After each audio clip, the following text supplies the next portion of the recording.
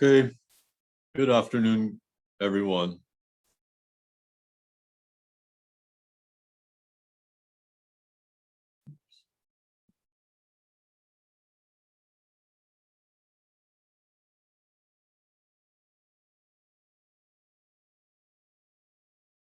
Let's see. I posted solutions for assignment 4 yesterday.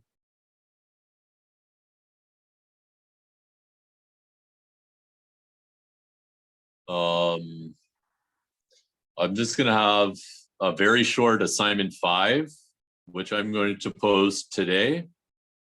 Well, tonight, really. Okay.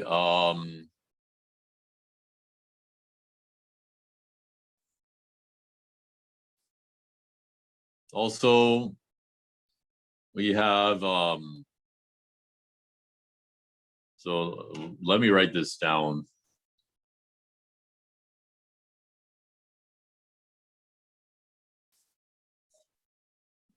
Okay, I see someone asked a question in the chat. Just a moment.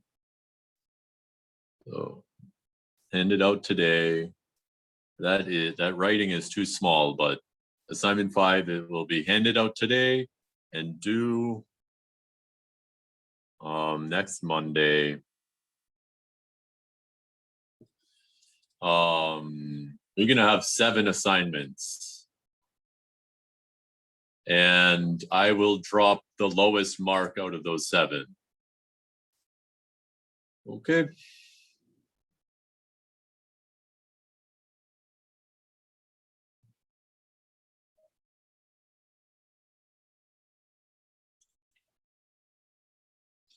Okay. The first coursework.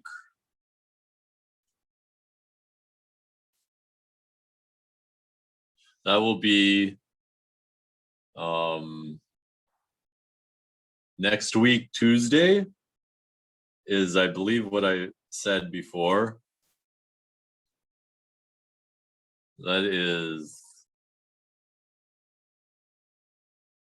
That should be the 16th.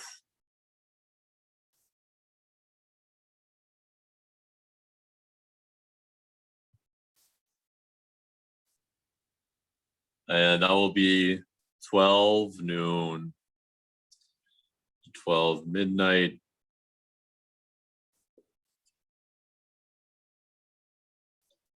The topics will be just the first 3 assignments,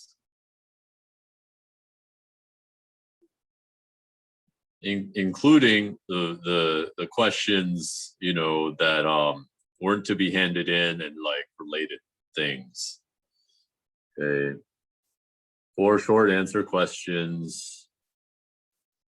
The topics of the first 3 assignments.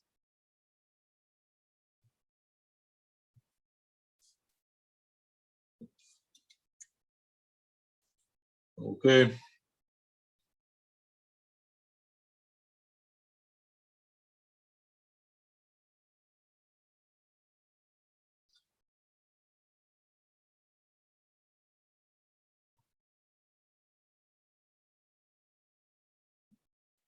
Okay.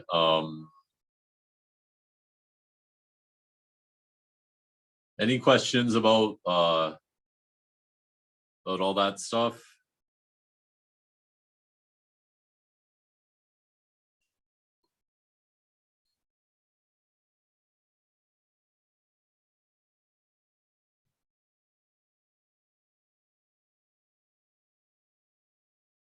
Okay. Oh, yeah. So roughly the topics of the first 3 assignments meeting. So like the axioms of set theory, which was like kind of like the first chapter. So like all this stuff about like constructed, like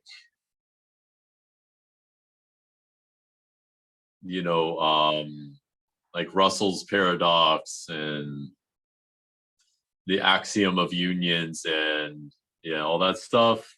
And then so if we look at, yeah, so it then was relations. And if we look at assignment 3, I think it did have induction on it, at least a little bit. Yeah, so like you can say like some simple induction stuff and like the definition of the natural numbers. But not including the stuff on assignment 4, meaning like I'm not going to ask you to define addition and all this kind of stuff. Like basically the beginning of the natural numbers, yeah, is what I would call it. Okay.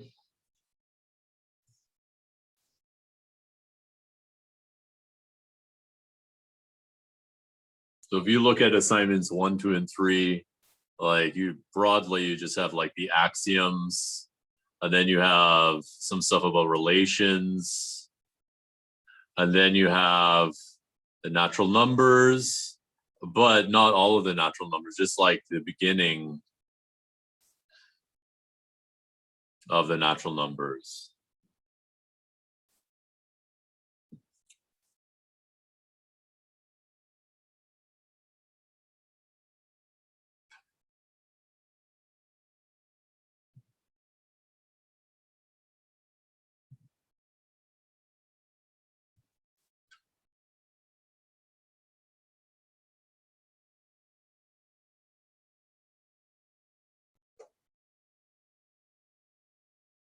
Okay.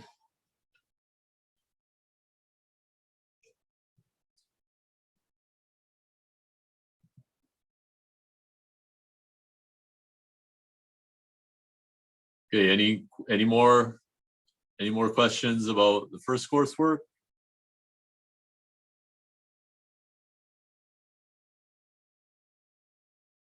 Oh yeah, I guess I should mention the length.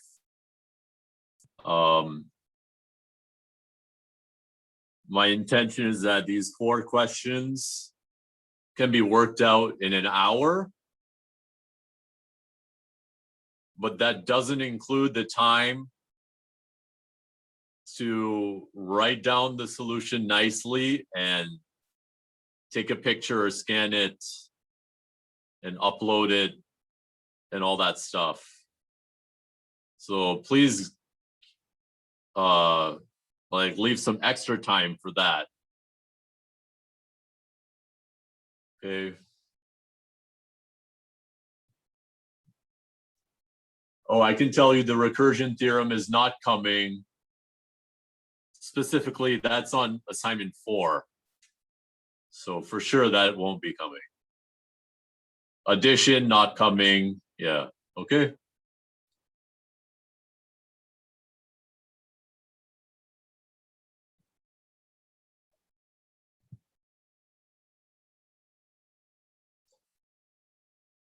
Okay.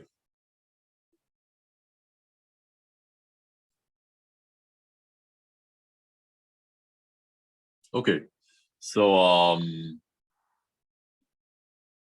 okay, if that is it, then I'll try and bring us back to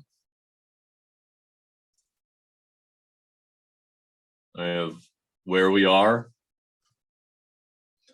And that is the real numbers. Okay, and what we've shown so far is that we've constructed, so we're starting from the rational numbers. You know, the rational numbers have all these gaps, and we constructed these things called Dedekind cuts to fill in the gaps. Okay. And we proved that. So the set for us, the set of real numbers is the set of all Dedekind cuts, and this set has a natural notion of like less than. And not only that, but we've shown that in every non-empty bounded set of real numbers, there's a least upper bound. Okay, so we've shown, so for the real numbers, we've shown that R has the least upper bound property.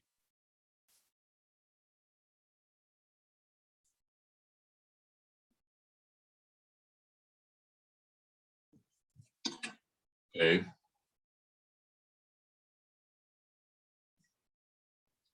Oh.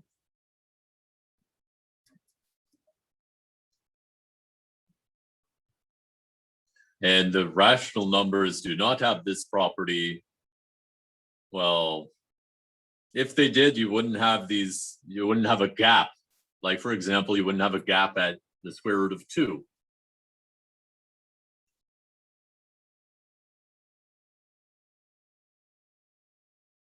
Okay, but by filling in the gaps, you give the real numbers the least upper bound property, which is nice, but there is a slight problem. Like, the problem is that adding like 2 rational numbers is kind of like natural. You add 2 rational numbers just by making a common denominator between them. Okay. So the way to add rational numbers just naturally comes from their definition. They're, as far as I know, like, there's not really like a simple way to add 2 Dedekind cuts. Like, you have these 2 sets or something. Okay, so we need a plan. Okay, so we need a plan on how to add 2 real numbers and like do all the things we want to do. Like, we want to add, multiply, subtract, all that stuff. And not only that, we also want to take limits. Oh, that is not so bad. But okay, so so that is kind of missing. And we also want to make sure that when we jump from the rationals to the real numbers, we didn't add in a big blob of real numbers that has nothing to do with the rationals. Like, I already drew this picture, but let me try and draw it again. So here's the rational numbers. Okay. And then here we have this big blob, which contains no rational numbers in this blob. Okay, so no rationals here. And here we have a picture of the real line. Okay, so we want to make sure that this doesn't happen. Because if that happens, then we kind of added too much stuff there. Okay.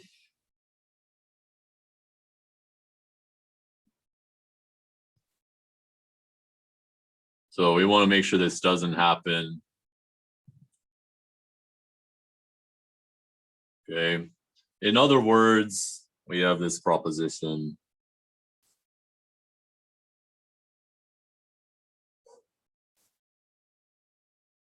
Let A and B be 2 real numbers, and assume that A is less than B. Then there's a rational number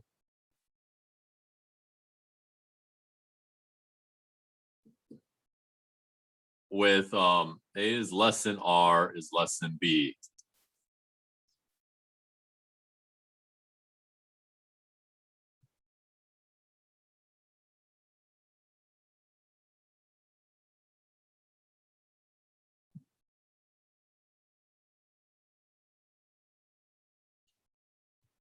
And there's something else related we want to prove too.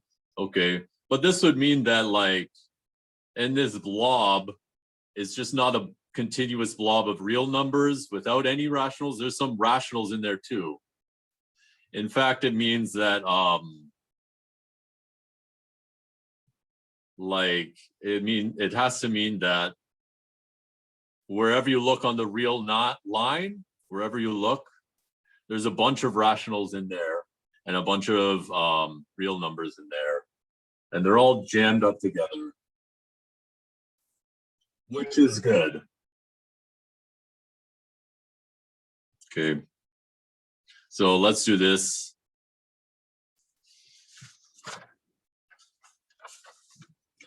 So how do we prove this? Well, for us, a real number is a Dedekind cut, so let's write. So I have my real number A is a Dedekind cut. So my choice of letters is kind of unfortunate, but oh well.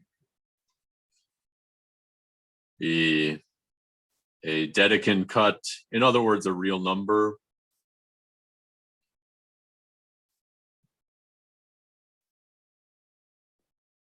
This is another Dedekind cut. And A is less than B. That just means that A sub A is contained but not equal to A sub B. And if you want, I can remind you what a Dedekind cut is. Okay, A and these are both subsets of the rationals.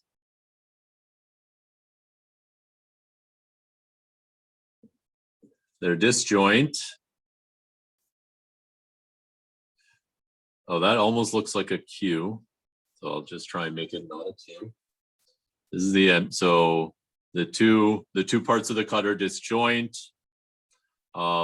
X is less than Y for all X in A, Y in B.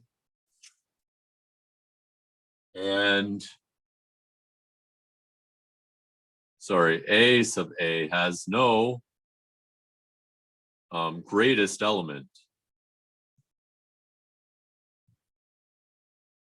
And then sometimes B might have a least element or it might not. If it has a least element, then it's corresponding to a rational number. If it has no least element, it's not corresponding to a rational number.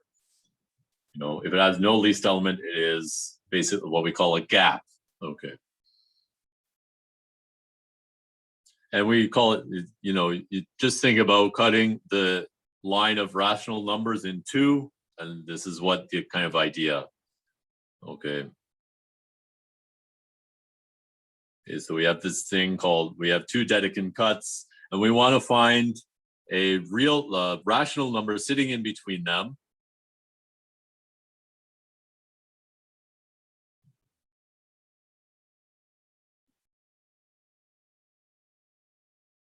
Okay.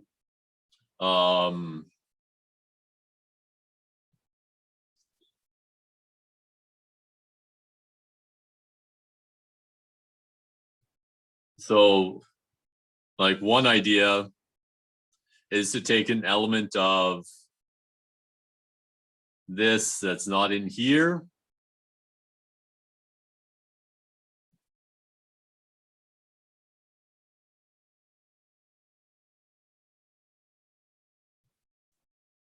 And let that be a rational number.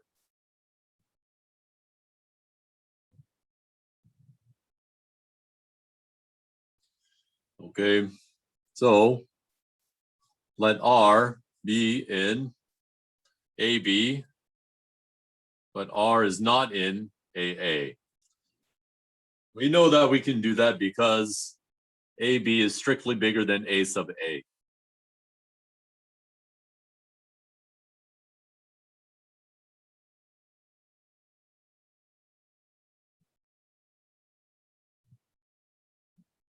Okay.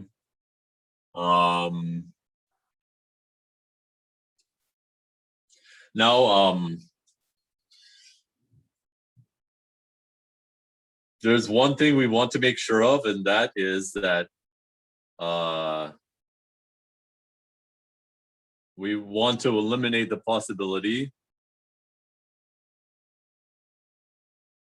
We don't want that A sub A is exactly the rational numbers Q, such that Q is less than R.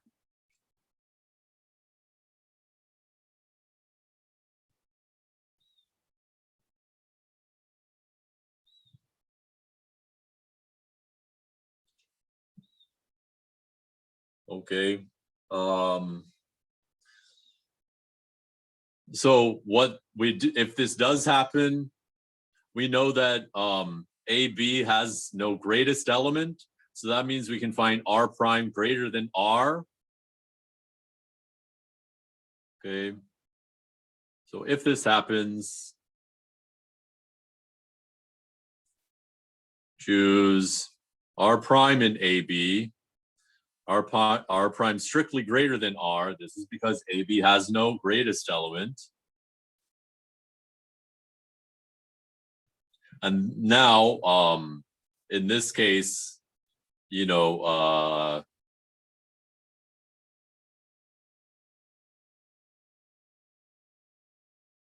so, and then now,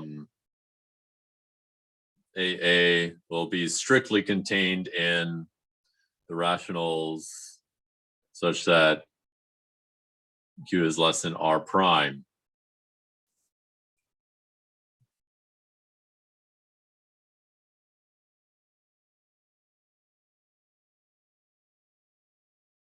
Okay, so this R prime that's in AB, but not in AA, this will be like a rational number in between these two real numbers.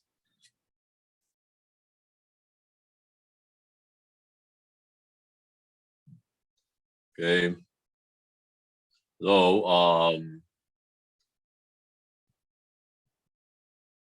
so this implies that, so by our choice of R prime, we know that A is strictly less than R. Or sorry, A is strictly less than R prime.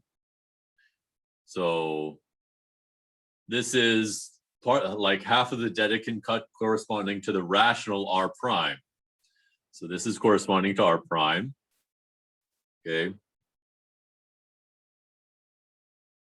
But also, the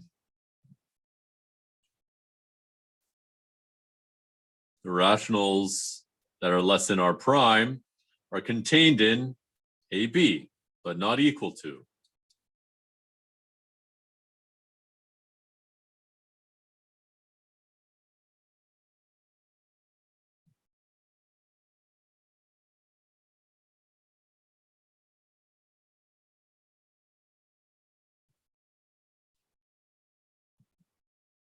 Okay.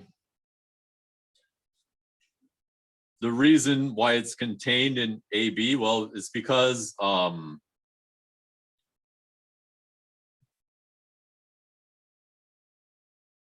maybe let's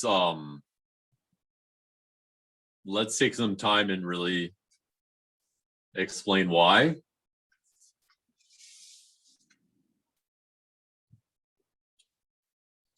So let's try and explain why. In other words, let's prove this just to make sure. Okay. Let Q be a number less than R prime. If Q is not in AB, then Q is in the other part of the Dedekind cut, B. That's because the union of A and B is the rationals. Okay. But R prime is in AB, then Q is in BB. That means that R prime is less than Q because everything in A is less than everything in B. Okay. But we also have Q is less than R prime. In other words, R prime is less than R prime. That's a contradiction.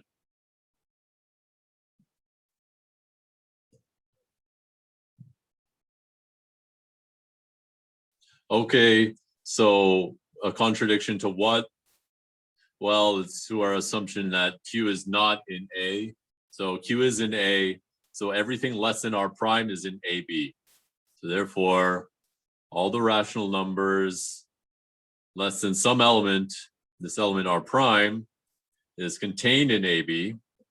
But AB has no greatest element. And so any element of AB that's bigger than R prime is in this, but not this, so it can't be equal.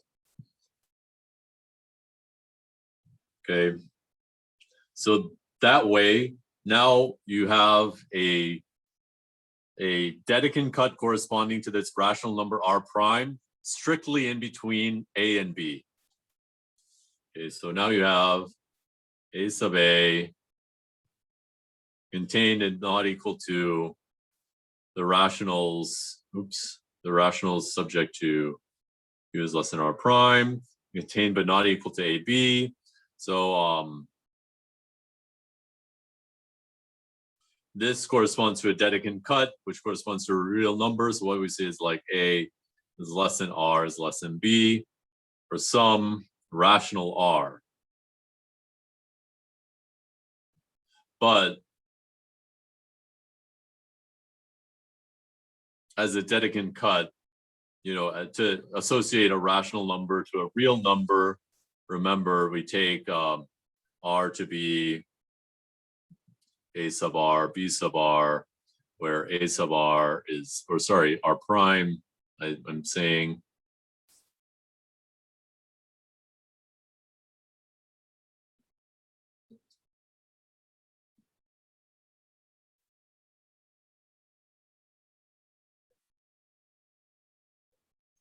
Okay, the set difference, yeah, okay.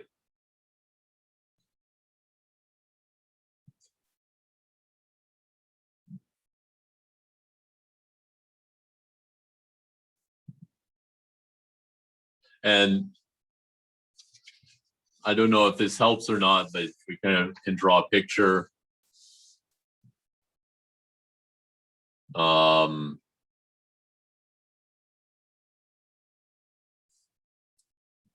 This squiggle could be the real number A, and this loops could be the real number B.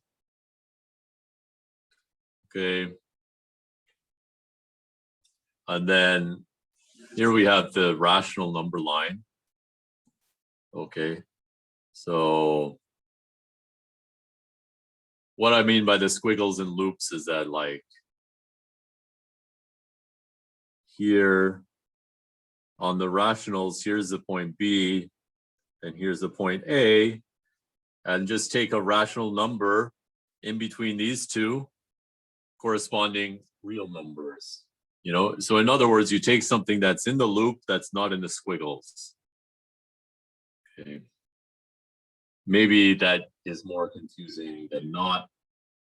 If so, sorry. Okay. Okay, so that tells you that in between any two real numbers, there's a rational number.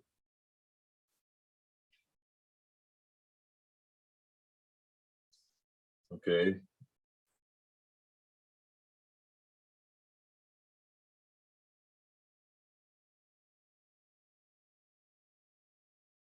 What another thing we want to know is the following proposition.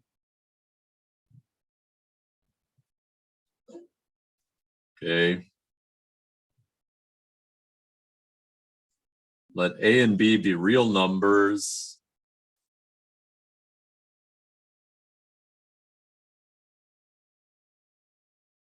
And let's assume A is positive. Okay. Then there exists a natural number n such that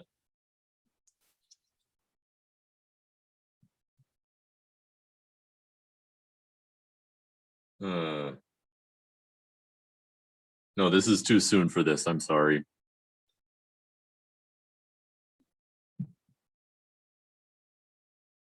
Okay. Let's leave this till later. what I really want to tell you is that, okay, so we know that all along the real line, there's just a bunch of rationals and also a bunch of reals, and they're kind of like intertwined. You can't break them apart really. Okay.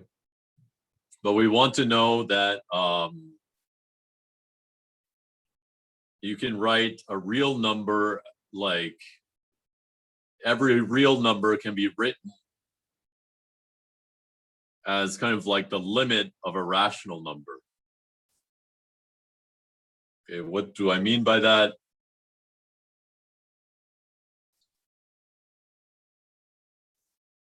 Okay. What does that mean?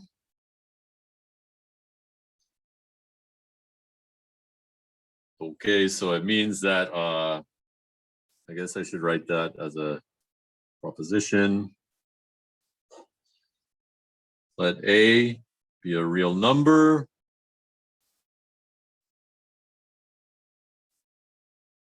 And there are rational numbers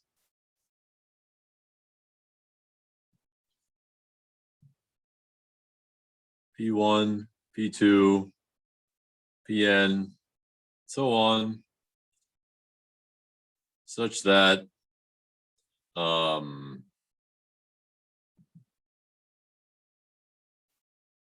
is the least upper bound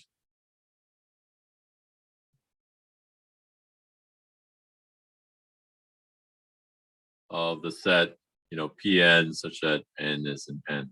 Oops, I guess I should put P0.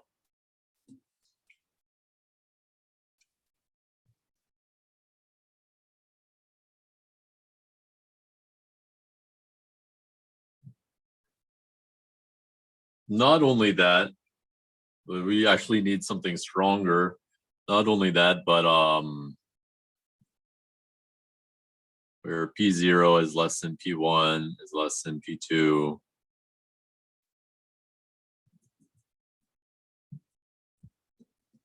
Like that.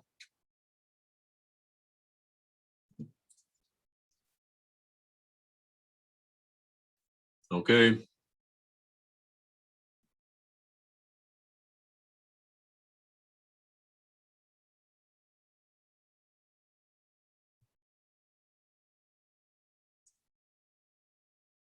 Okay, and then by this proposition, what you can say is that A should be the limit of the PNs. And then if there's something that you can do with a rational number, you can also do it for a real number.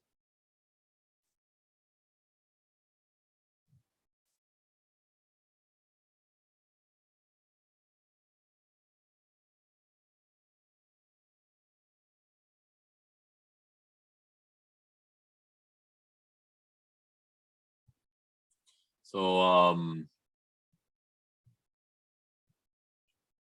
proof. I actually don't have a good proof for this. Maybe that's meaning I'm doing it the wrong way, but the only proof that I can think of uses the axiom of choice, which is, if you know the notes, is a later chapter. So I'll just put use axiom of choice question mark.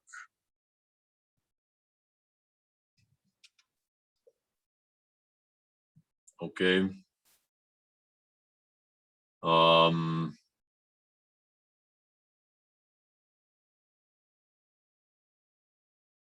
But based on this proposition,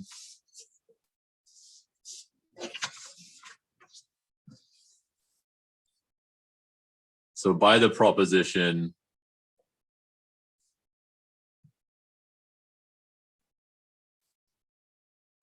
you can write A as the limit as n tends to infinity of the PNs, where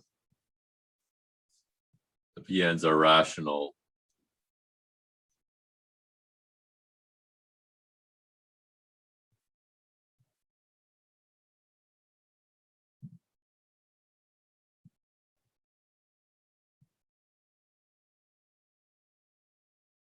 Okay. I guess there is another way to define addition of real numbers, which doesn't use the axiom of choice. Alternatively, you could try, like if A is, I'll put X instead. If X is a Dedekind cut and Y is a Dedekind cut, you could try and define A prime to just be R plus Q, where R is in AX, then Q is in AY.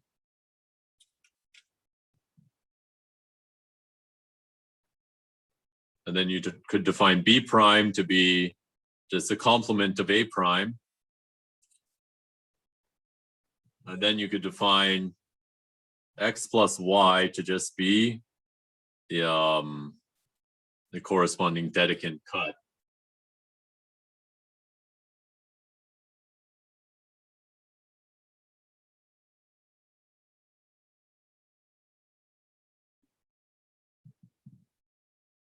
Which would let you define addition. Okay, in terms of Dedekind cuts. And then you could also I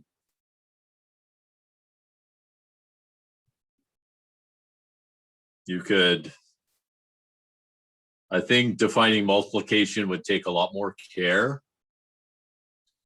but you could do it.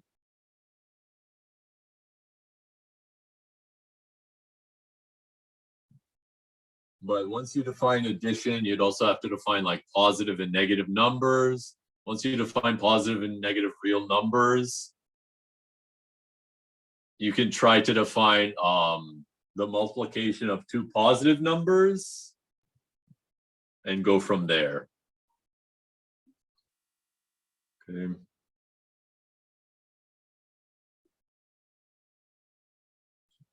Okay, and then I'll just say define multiplication very carefully.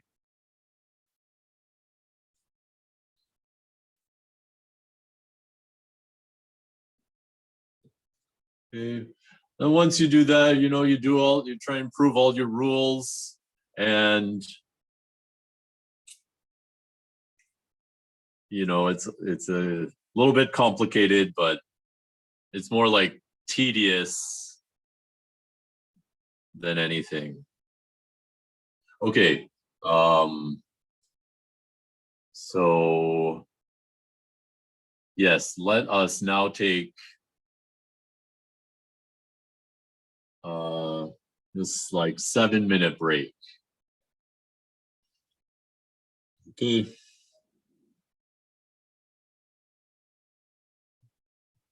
Okay, see you guys soon.